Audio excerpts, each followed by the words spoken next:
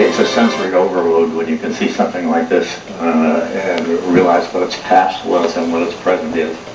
But Pierre is still secretive, and he says there's more to this. So right nearby, we camped out. This is our own camp now. And right behind the camp was this large sand dune. And we were challenged by Pierre to climb the dune and see what was on the other side. We did that and came upon this scene. This incredible scene. They're the burial tombs of the rulers of the kingdom of Kush, this once great civilization. The pyramids are the type I'd never seen before, and they went as far as the eye can see. And I found since then that there were several other burial grounds on other sides of this city. Incredible thing to see. Have you ever been to a place where the emotional impact of it was so great that you didn't want anyone else around? You just wanted it to yourself? I felt that way. We were up looking at this thing with a group, and I decided I don't want a group. I don't want any voices or anything else. So I went back down to camp while they wandered around the town. And this was such a place and a time for me. I then reclimbed late in the afternoon by myself and sat on a sand dune and just taking in this thing, looking at this incredible city.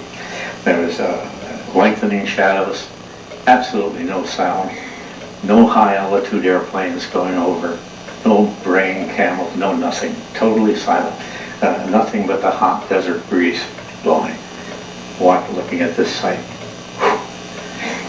I get chills even today telling you about it. This ruined pyramid that you see in the foreground has not been ruined by time or by weather or anything else. Many years ago, an Italian archaeologist came into this area and in his zeal decided that his excavation tool of choice was dynamite. And he blew the side off of this thing, and there were several others in there that have just been blown apart by dynamite. I don't know his name. Maybe it's been lost to history. I hope so. My only regret is that I didn't go up there the next morning or that night and sleep over. That would have been a kick. I didn't do it. This is the one place where I have a person, and there was an Arab. He's mounted on a donkey.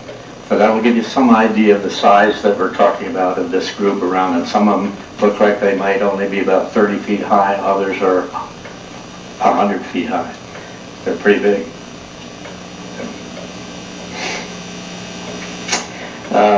The novelist Flaubert once wrote, he defined ruins as follows. He said, it's a place inducing reverie, making a landscape poetic. And I thought this applied beautifully to what I was seeing here. And the other thing that kept running through my mind was a poem by Percy Bysshe Shelley called Ozymandias. It was written in Egypt when he was looking at the Rameses idols. And this is the poem. I'm going to read it to you. If I choke up in the middle of it, just give me a little time. This is the poem. I met a man from an antique land who said two vast and trunkless legs of stone stand in the desert. Near them on the sand a shattered visage lies, whose frown and wrinkled lip and sneer of cold command tell that its sculpture well those passions read which yet survive, stamped on these lifeless things. And on the pedestal these words appear, my name is Ozymandias, King of Kings, look on my works, ye mighty, and despair. Nothing beside remains. Round the decay of that colossal wreck, boundless and bare, the lone and level land sands stretch far away. Can you imagine anything more perfect than this setting to do that? It's a cautionary lesson, I think, about our own hubris and our place in the world, to think about. At the time I did this presentation, Dick Cheney was the vice president, and in reference to that sneer of cold command, I thought, we've got one of those. I don't know how to gracefully transfer out of this segment, but it was easily the highlight of the trip, so we had to move on. So we drive back.